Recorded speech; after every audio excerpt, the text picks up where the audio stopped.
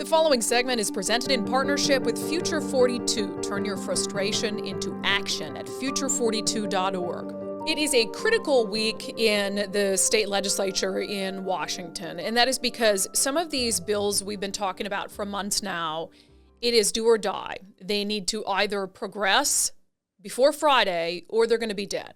There are ways that lawmakers can try to revive certain things, but it's really not something that we can count on or trust that it's going to happen. And so if there is a bill that we've discussed that you're really passionate about, this is the week to continue to email elected leaders in your district and frankly, any elected leaders who are responsible for the bill or holding the bill up to really let them know your opinion on this issue. And I just want to take today to go through a couple of these things that are still pending and really stress the importance of getting this work done. And for the bills that I'm going to discuss right now, I think the really frustrating part for me is that they're bipartisan.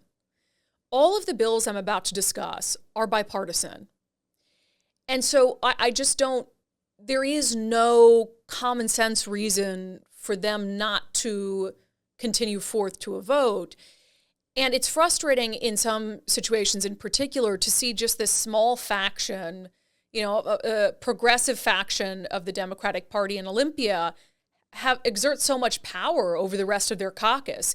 The pursuit bill is a perfect example of this. I was so excited at the beginning of the session to see this bipartisan effort from Democrats and Republicans to fix the state's broken police pursuit policy, to see what's happening on our streets and on our highways and realize, hey, this isn't normal.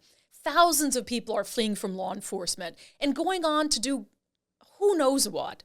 And we need to do something to address this issue. And so I was so optimistic when Senate Bill 5352 and House Bill 1363 were put forth. And I thought, great, bipartisan bills, there's no way these aren't going to advance. And then you had, again, just a handful of Democrats in the Washington State Senate, namely State Senator Dhingra, who chairs Law and Justice, who I don't know if it's pride, I don't know if it's stubbornness, I don't know if it's just a lack of, they're not in touch with reality, have just ground these efforts to a halt.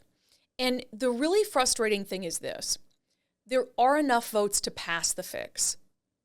There are enough votes today amongst Republicans and Democrats to pass this fix, which would put power back in the hands of law enforcement to be able to use their judgment and their training in deciding, is this pursuit in the best interest of public safety?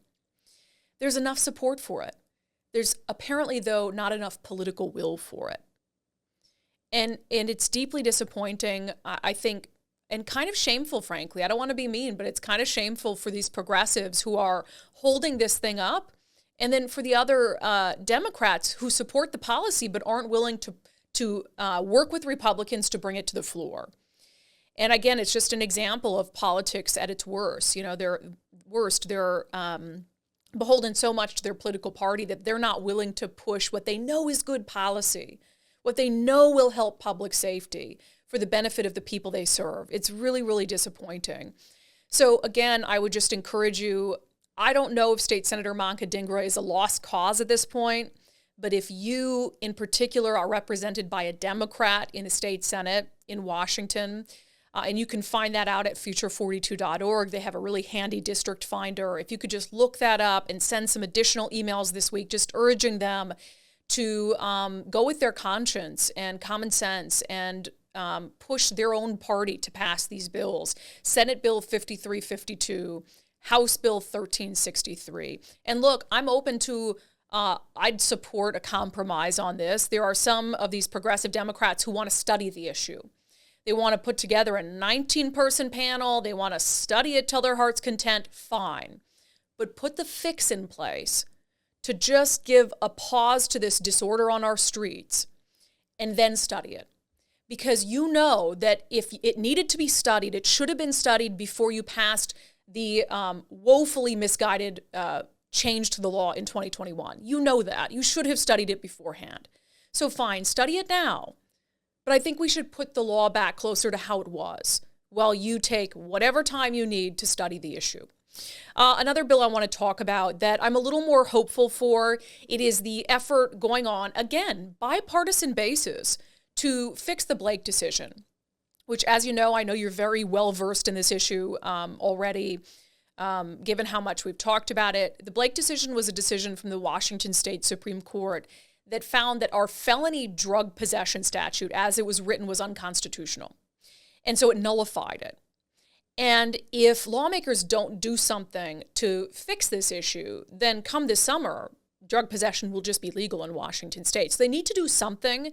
And again, there are bipartisan bills out there to fix it. The best bill, in my opinion, the most common sense bill, is Senate Bill 5467. Again, it has bipartisan support, and it achieves what we all want, which is for people to get better. No one wants, Democrats, Republicans, no one wants someone who's dealing with substance abuse disorder, and that's what it is, to just go to prison and lock them up and throw away the key. Nobody wants that. Nobody's asking for that. But there does have to be some teeth on the law so that law enforcement has the ability to see someone who's in the throes of addiction, one hot shot from killing themselves, and they can say either you get treatment or you're going to jail. And that's what Senate Bill 5467 accomplishes in a very reasonable, thoughtful, caring, compassionate way.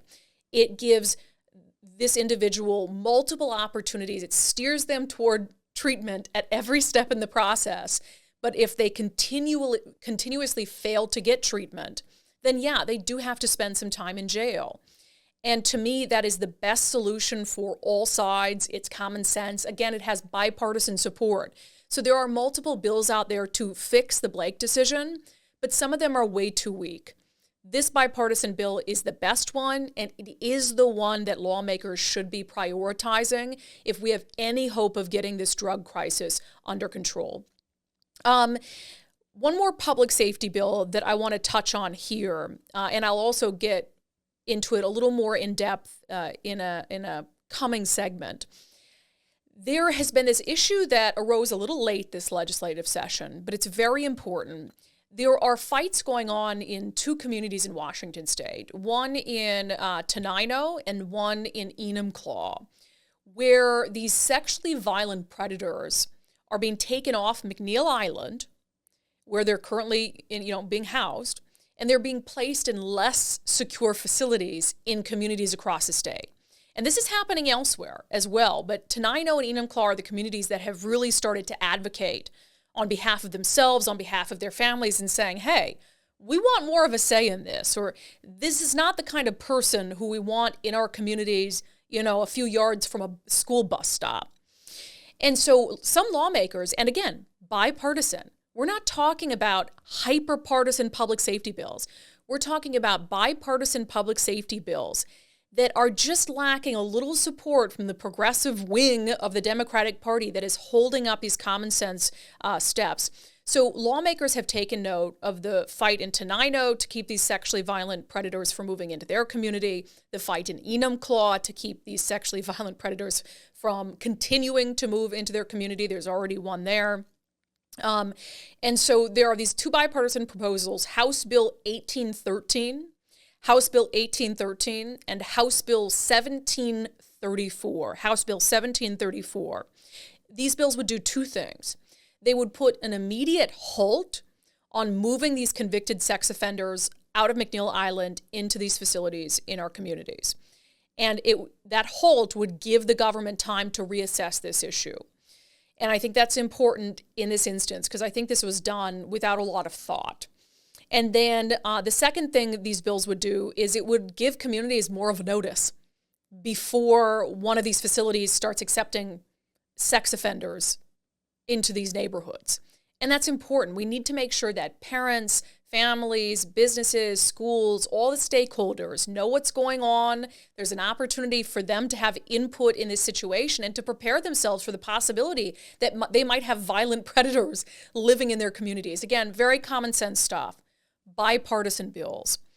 And so I'll again, just urge you, if you haven't emailed your elected leaders or even called, sometimes phone calls, just be kind, but sometimes phone calls get more of a response than emails. I think emails can be a little easy to ignore.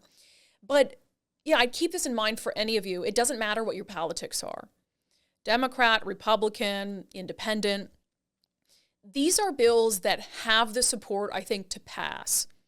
But there is apparently a shortage of political will from the majority party to prioritize them.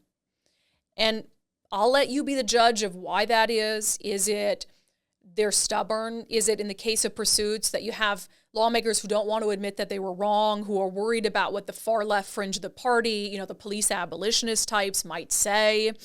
I don't know what it is, but in truth, the majority of people want these bills passed. The majority of lawmakers in Olympia want these bills passed. They're bipartisan in nature for a reason. I've always said I think bipartisan bills tend to be the best policy because you have people who have starkly different views on issues who are able to come together and agree on something. So on these points, again, the clock is ticking.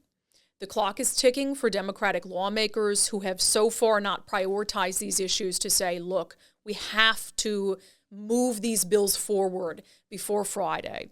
Because I really don't want to see what's going to happen in our communities if they don't take action to recriminalize drug possession, if they don't take action to allow police to engage in at least some vehicular pursuits in severe cases, if they don't take action to keep these violent, in some cases, repeat sex offenders out of our neighborhoods. I don't want to see what the next year is going to be like in Washington State. So I really, really hope that it doesn't come to that. The previous segment was brought to you in partnership with Future 42. Turn your frustration into action at future42.org.